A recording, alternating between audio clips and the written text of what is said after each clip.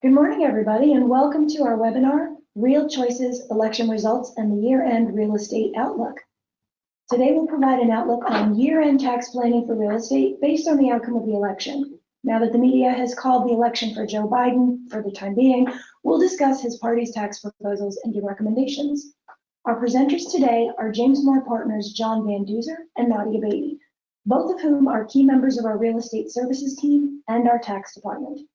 Both understand the unique accounting and tax concerns of the real estate industry.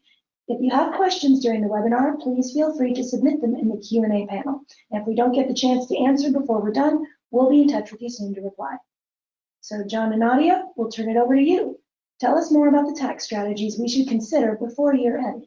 Hey, everybody. Hey, everybody. Thanks, Janice, for the introduction. So John, we're 1 week after the election, and there's still a small amount of uncertainty that exists as to who's our next president will be. But I think most people would agree that Joe Biden is ultimately the next president of the United States of America.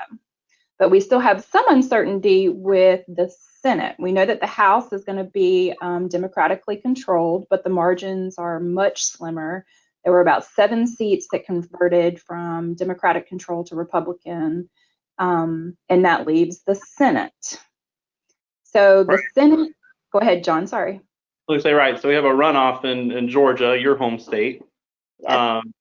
And it's unique because it's, I guess, 2 Senate seats are up for grabs here, and the voting is on January 5th. So what does this mean for kind of what to expect for tax policy, going into 2021?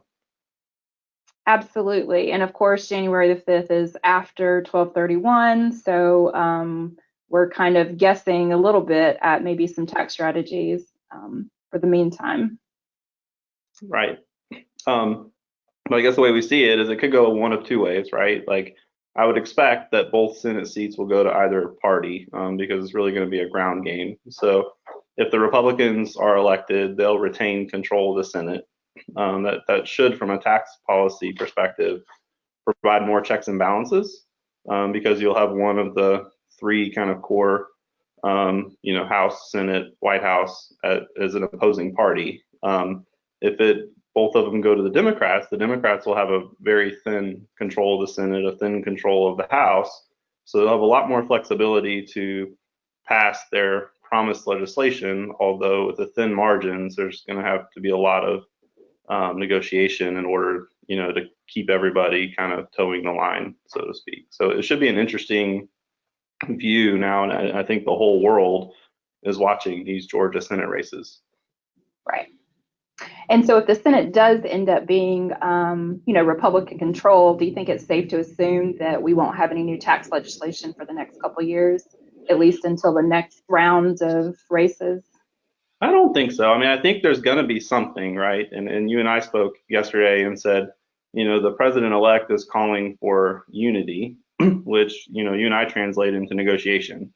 Right. So I would think it's no secret that a core focus right now is getting through the pandemic, and there has been talks and stalled negotiations on what a second relief package would look like. I would expect that that's still on the table and going to move forward in a new administration, and of course the Senate would, negotiate and continue the negotiations around that. So, and I would expect taxes to be a component of that, just like they were at the first. So I do expect some tax changes, although you did point out the midterms could be the next kind of goalpost where, what's going to happen in the midterms, and the legislative dynamics changed significantly for Trump when the Democrats took control of the House in 2018. A lot of the momentum and legislatively that he got, went to gridlock. So that's another thing to think of as well.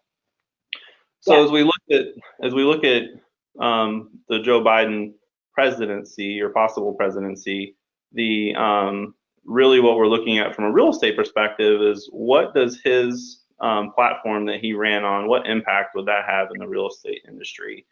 We have some concerns from a tax perspective, and it doesn't matter ideologically where you fall and who you voted for. It's a very factual statement that Democrats prefer higher taxes for wealthier individuals, and Republicans prefer lower taxes for wealthier individuals.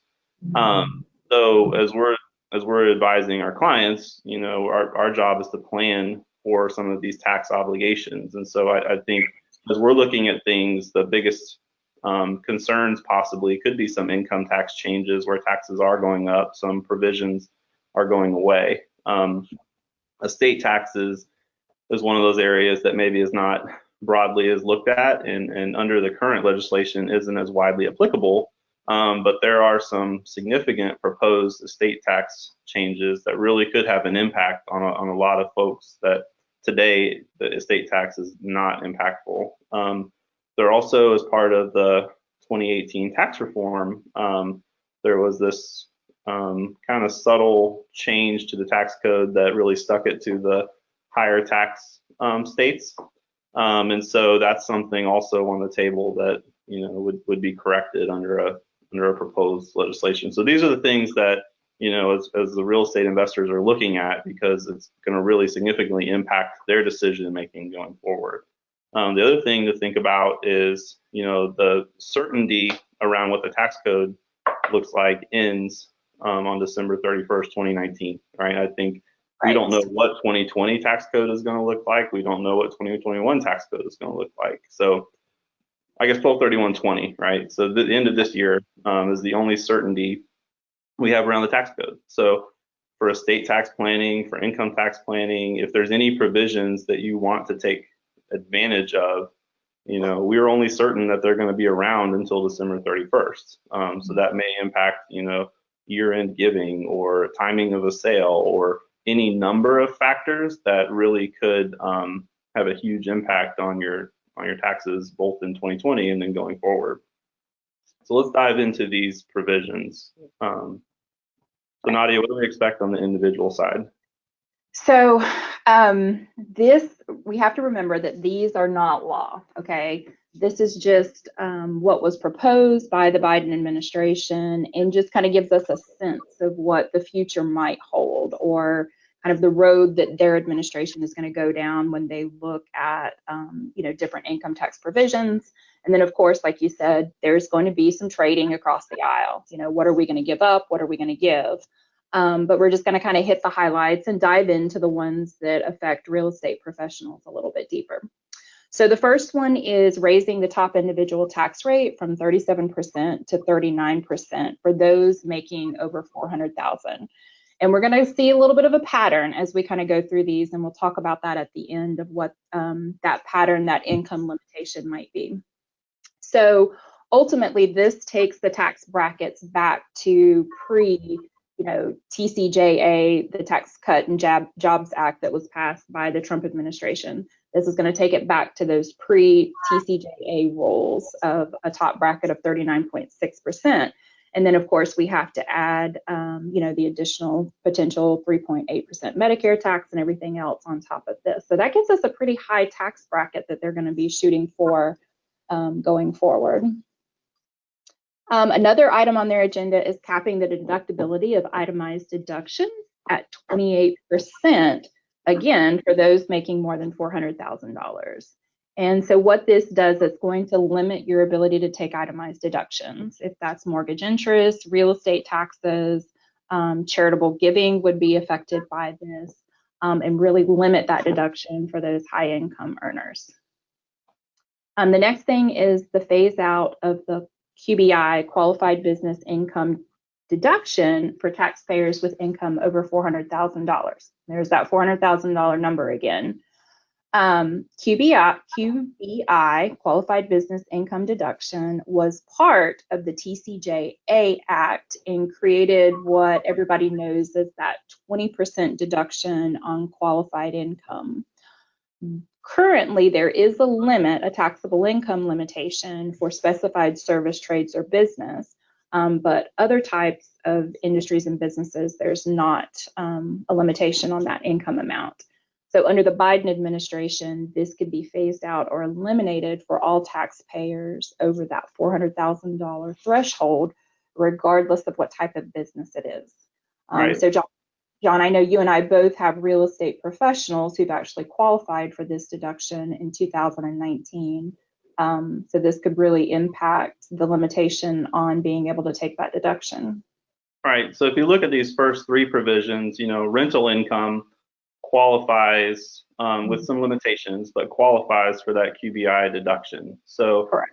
currently, if you made $1 million of rental income, your effective tax rate is around 30%, and then you have this unlimited itemized deductions, with some caveats in place currently. So your effective tax rate could be more like 25%. You look at these new rules and you say, okay, I take that same $1 million of income. Well, I'm no longer going to get the 20% deduction, right? My itemized deductions are going to be phased out either entirely or substantially reduced, and the income tax rate is going to go up. And so instead of paying a marginal rate like 25 to 30%, you're paying a marginal rate of 40% on a substantial portion of your income. So you can see here how these provisions are really eliminating the deductions and the tax benefits for the higher income individuals, and really just making it to where your income and your tax rate, are what they are. And 400,000, we'll see it again, is that magic number. So if any of these pass, the trick is going to be what tax planning, what code sections can we take advantage of to get under that $400,000 income. The next thing on the list, and it's just going to be to expand the earned income tax credit. This is going to really affect those lower income bracket individuals who, currently work, have a job. There's not a ton of details as to what the plan is regarding this, but it is something that was on their list. Create a higher tax credit for families with children and income between $125,000 and $400,000. There's that $400,000 number again. Again, it's just going to create a $8,000 tax credit for one child, $16,000 for two, but our higher earners are going to be completely phased out of this. Equalized tax benefits for defined contribution plans. So ultimately, what we are thinking will happen, or potentially will happen, is that this is going to create a credit on retirement plan contributions that would be based on a fixed percentage, so that taxpayers across income levels would receive the same benefit. Right. And so this is a little bit of a gray area, not sure how this is going to work out, but that's ultimately kind of what they're planning on doing. Right, and that defined contribution plan, that's a 401k plan. So if you think about, your company's 401k plan, currently you can make contributions to that pre-tax. So again, if you're at a 37% tax rate and you make a contribution, you're getting a 37% benefit. If you're at a 20% tax rate and you make a contribution, you're getting a 20% tax benefit. So by switching it from a deduction to a credit, they can control, what that percentage would be, which obviously probably would reduce the benefit for a higher income earner and maybe increase the benefit for a lower income earner. So that's kind of what's at play here. But the next three, Nadia, we really think would have an impact on the real estate industry. So why don't you run through those? Yeah. So the first time home buyer credit of up to $15,000. So if everybody remembers, back in 2008, we had a similar credit. I think that credit, the home buyer credit, was limited to $8,000. So the question that we raised is, what's this going to do to the real estate market, especially be coupled with low interest rates over the next few years? This is going to be an interesting credit if it happens, as in the effects on the real estate market. Right, and we've seen this, with the real estate market as it is currently. Supply is really tight. Yes. Even in a pandemic, the prices, at least in our markets, are still going up. So this could, kind of fuel the demand as there's, a more of an economic incentive. So the question is, what is that going to do to the real estate market? That might be a good thing for the residential market in terms of more demand. But then, more demand, same amount of supply. The question of what is that going to do to prices? Is that going to continue to either keep prices steady or keep them increasing? And the construction market also, because I mean, if we have a $15,000 credit out there, which is significant, you know, the continued new development will definitely be key to this. So, and it'll be key to the types of homes that are being built. You know, it'll be the starter homes. It'll be the homes that first-time home buyers would generally buy. right. So that's just something to keep in the back of your mind. Mm-hmm. So the next one is interesting also. It's a renter credit to assist low-income individuals who make too much money to qualify for Section 8 housing. And we don't have any idea as to what that income limitation is going to be at this point. But we see this as potentially being a benefit for some of our multifamily real estate investors. Right. Mm-hmm. Yeah, it's the affordable housing, but not the tax credit, you know, Section 8 affordable housing. It's the market rate affordable housing. This could be a huge benefit to you because, you know, your tenants will have greater flexibility as far as being able to pay for that rent, or the rent is somewhat subsidized, which, you know, again, what impact is that going to have? Is that going to give greater flexibility for rent increases or greater, you know, better delinquency rates or better occupancy rates? You know, it's really a question on what is that going to do to demand and the tenant's ability to pay. Mm-hmm. And potentially also create new demand for certain classes of multifamily. Maybe some of your, you know, middle or higher grade multifamily would see an increase in demand from this type of a credit. Okay, so the last one is a pretty big one. The elimination of the benefit of Section 1031 like-kind exchanges. And here we go again for those with income over $400,000. So during this past year, we already witnessed some changes to the 1031 rules that we currently have. The TCJA Act limited the use of 1031 or like-kind exchanges to primarily real estate. But if the Biden administration potentially passes this would eliminate 1031 exchanges for everything, real estate included. Which would have a pretty big impact on many real estate investors, developers, and, you know, eliminating that huge benefit. Right. And so our question here is what impact would this have on, you know, the market? You know, if you've owned a property for a long time and you refinanced and you pulled equity out, there's been situations where the debt was so much that you couldn't afford to sell it because the taxes were more than the proceeds. And a like-kind exchange was the only way to be able to sell that property. And so it's really kind of a question mark on what is that going to look like and what impact is that going to have on people's ability to sell a property and be efficient with how they reinvest. And the other question is, you know, if its income's over 400,000, it's, you know, the whole point of a like-kind exchange is you have a gain, you know, that you're trying to shelter. So the rules and how this actually would get implemented somewhat would be mind-boggling, but we're going to wait and see. It's definitely a wait and see thing. The other aspect of this is just kind of limiting that cash buying power of a lot of investors who are trading up. Maybe don't want to take the cash out, pay the taxes, you know, use the cash to kind of trade up in their investments. But one of the questions that you know I was thinking about last night was if you start a 1031 in 2020, John, and let's say we have tax legislation changes in 2021.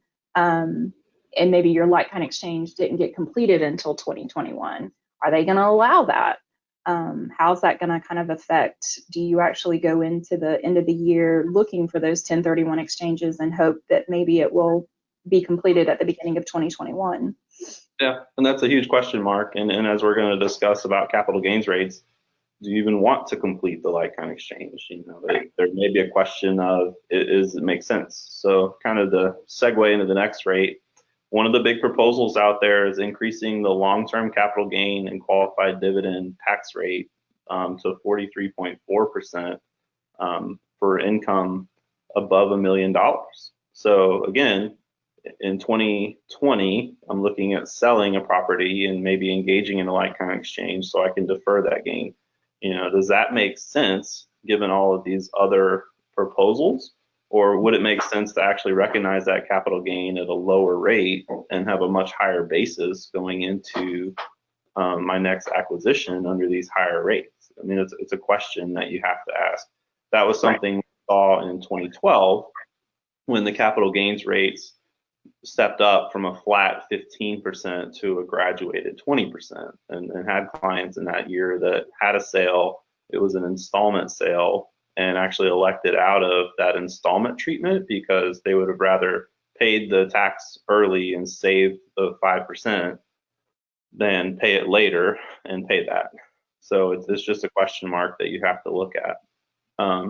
Opportunity zone reform. And so looking at this, I think the perception was that the opportunity zones aren't having the intended benefit that was desired when it was passed. And so really not really changing the mechanics of the opportunity zone, but really putting a lot more enforcement and transparency around it. So reading about, having to report on job creation and housing provided and what impact you're having on a community. And so that could, for an opportunity zone type investment, that could really add an additional layer of complexity to make sure that you can satisfy all of these reporting requirements, and there's a threat of public disclosure. So, satisfy it in a manner that you wouldn't mind if it's published in the newspaper.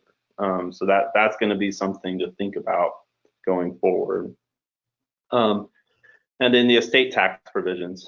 So right now there's two kind of big estate tax provisions going forward. So there's a couple kinds of taxes that you look at. Income tax certainly is a tax that we're all familiar with when you file tax returns, but there's also this thing called wealth transfer tax. And so when you die, if the value of your estate exceeds certain levels, and that's changed periodically with legislation, you're actually subject to the estate tax on the value of your assets. And during your lifetime, you can make gifts. And if your gifts exceed certain amounts, you're also subject to taxes on those gifts. And the gifts and the estate share a common exemption. And so currently the exemption is really high.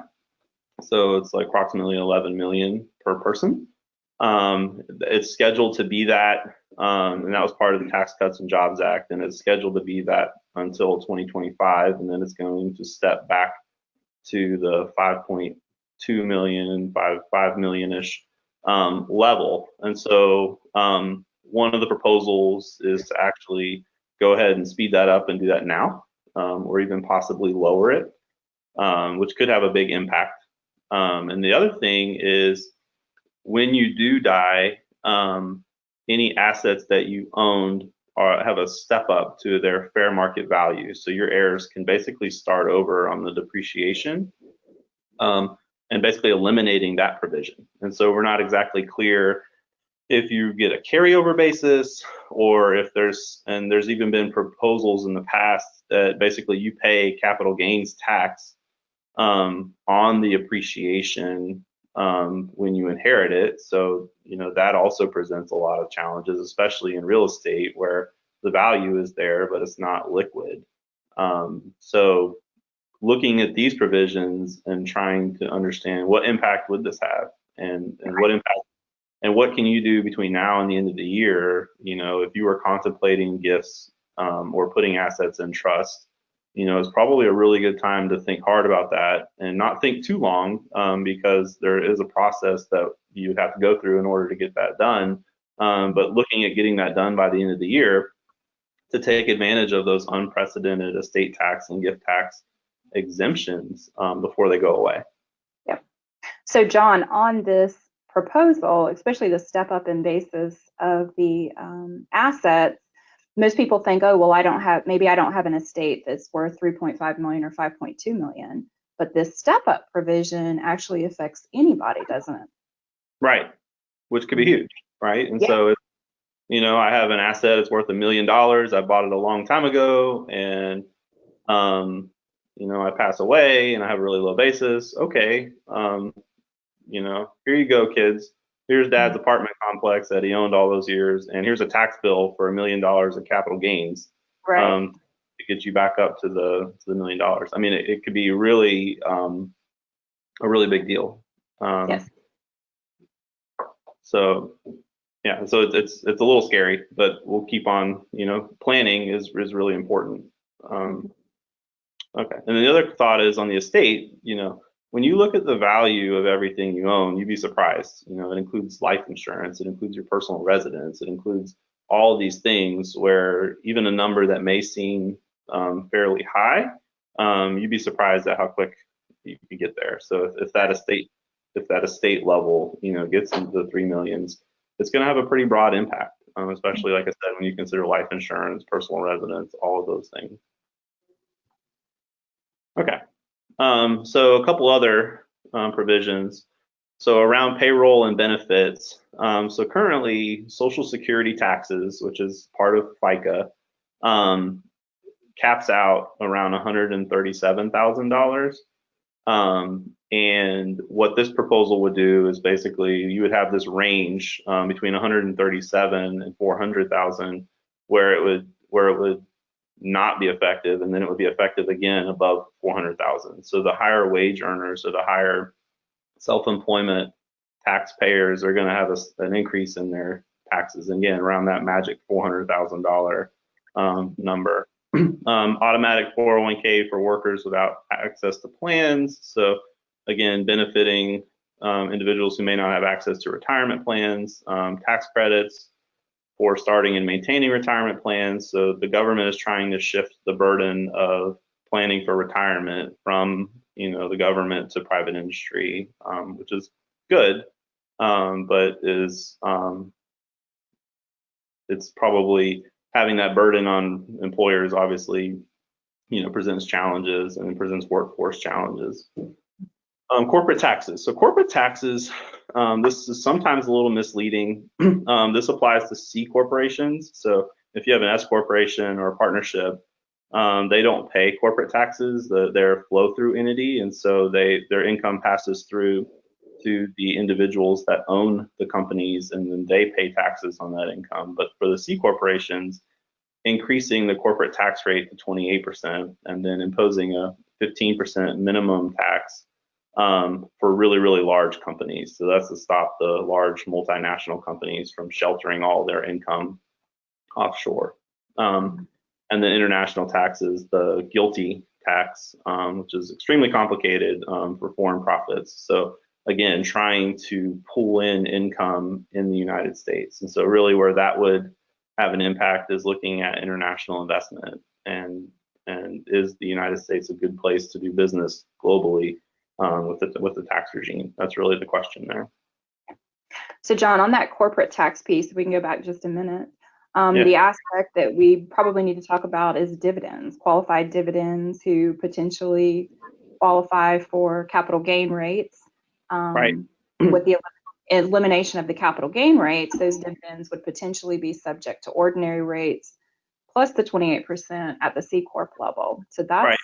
An increased tax scheme for most C corporations at that point that give dividends. Absolutely. And then, if the wages are the way the income comes out of the corporation, guess what? You got additional FICA when your income's too high. So yep. It's definitely raising the tax rate kind of across the board. Whether you have a corporate structure or a flow-through structure, you can expect the increases.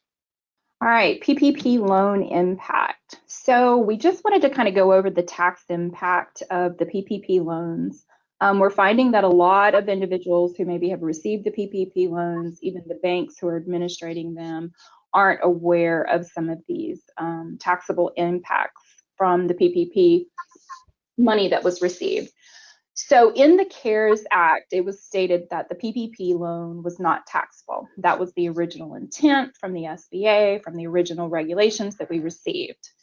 Later, the IRS came out and stated, okay, wait a minute. We understand that the income is not taxable, but like most grants, most non-taxable events, the expenses related to that will not be deductible. So in essence, what the IRS has done is said, okay, these loans are pretty much taxable. You don't have to pick up the income, but you can't deduct the expenses in the year that they're incurred. We expected, and that's expected with an ED, congressional intervention to maybe change this. I think most people would agree that we're probably not going to get this, or if it does happen, it's going to be after the first of the year, when some of these applications have already been processed. So there's a little bit of uncertainty here. But when it comes to tax planning, you really need to talk to your tax advisors and figure out what the impact this is going to have on you for 2020 tax return. Some industries have really suffered under the pandemic and COVID, and this is not going to have a huge impact on them except to maybe decrease the amount of the loss that they would have had. But there are other industries that have had a great year that received PPP loan money, that this is going to have a major tax impact, and not only a tax impact, but a potential financial statement impact on them also. Loan forgiveness. Oh, go ahead, John. Do you have something to add? Yeah, as you're planning, you're looking at your P&L and income projections. You have to make sure that you're taking into account those PPP proceeds in addition to whatever income you're planning on. And the taxes are due in April, so you want to make sure that you're looking at it now, so that way in April you're not getting surprised at what the tax burden actually is. Mm-hmm. Then we jump into the loan forgiveness confusion. We are being inundated right now with emails from clients saying, hey, let's apply for this loan forgiveness, and starting that process for many of our clients. This is being controlled by the banks right now. Some banks are ready to start taking applications, others not. There's a lot of confusion as to what application do you actually use. Do you use the easy, a simplified, the full-blown version? So just kind of be patient with your banks. Reach out to your banks if you haven't already communicated with them regarding the loan forgiveness application process. But again, there's not a huge rush to apply for this unless you have another reason. If you're potentially selling your business, you would probably want to go ahead and start the process of loan forgiveness application. Not sure that more clarity or simplification will come just due to the election results. We're still hopeful. It might be something that can be negotiated across the aisle, but at this point, the rules are kind of what we have. Yeah. So then go ahead, sorry. The impact of the election results. So what's going to be the impact of the election results? We've heard talk prior to the election of potentially, another round of stimulus payments, maybe another round of PPP, other stimulus provisions. At this point in time, we don't know. There could be some negotiations regarding, additional potential money available, but at this juncture, we just don't have any additional programs that have been started.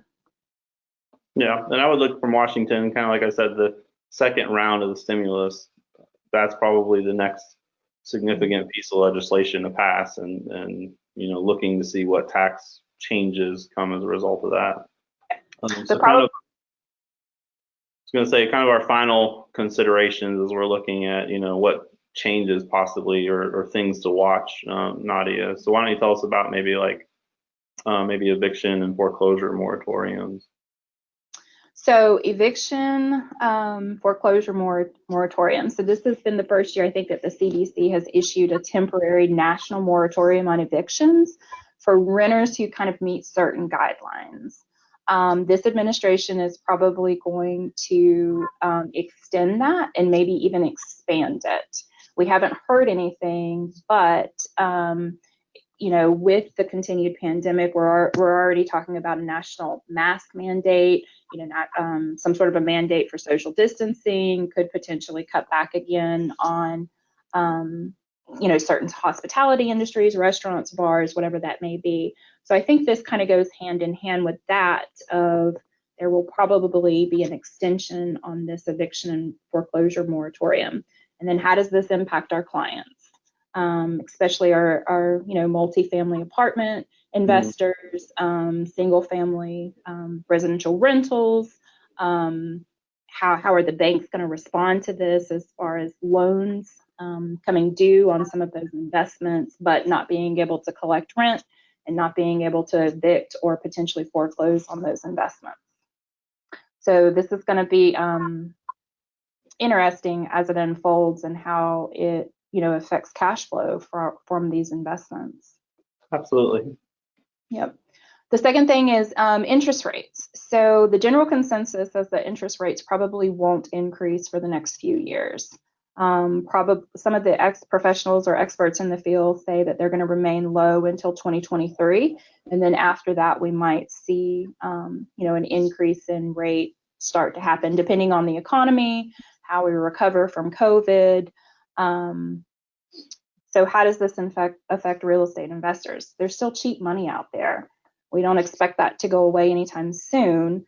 What could change, though, based on some previous, things that we discussed, is potential supply and demand and the impact on prices for investments to see kind of what those cap rates do going forward. It's definitely unprecedented times as far as all of that goes. Absolutely, but I would expect cap rates to probably remain low, just given the cost of capital is right. low. Mm-hmm. Also expect probably an additional focus on renewable energy. So in Florida, I think solar obviously is a big deal, and have seen developments across the state that are essentially just solar farms, right? Take an empty piece of land and put solar panels on them, and so the goal here obviously is to reduce oil consumption, and so I would expect this to expand and continue, and so that may change how development looks like in the future, especially if you're competing with a subsidized solar industry for development. That could lead to changes in development plans, and also affordable housing, and this could be a big deal, and we've seen affordable housing as a theme even pre-COVID, and how to deal with this. So affordable housing,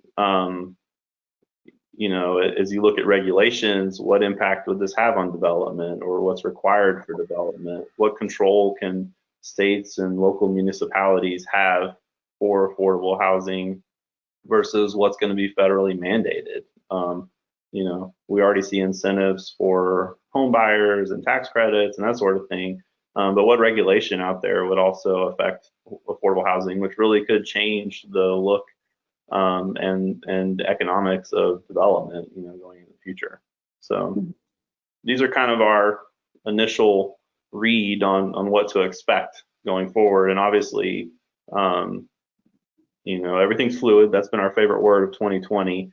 All eyes are on Georgia to really kind of see, are we going to have a more moderate agenda going forward, or is it going to be, less checks and balances and more free to kind of go down the path that's been promised? Obviously, as a firm, one of our huge goals is to keep you informed, and so as things break and as things come along, we're going to keep